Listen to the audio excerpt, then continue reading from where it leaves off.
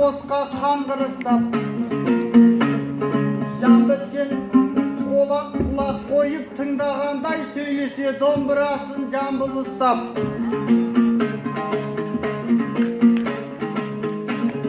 Темір етік теңгедей тозды қанша, бабама заманасы салды қыспақ. Жайымен жатқан қазақ біздер едік, төрт түлік малды бағып тауды қыстап.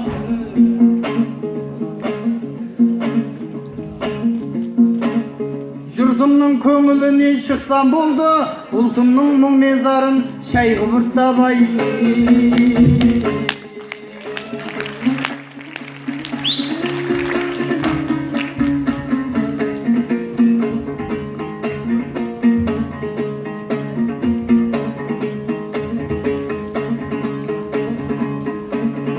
Ассалаумағалейкум наралашым,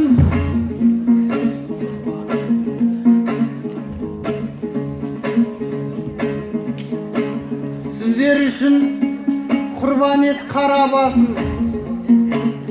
Аман есен келдің бе Нұрғалиым, жебедім сауыт кесіп қаналатын.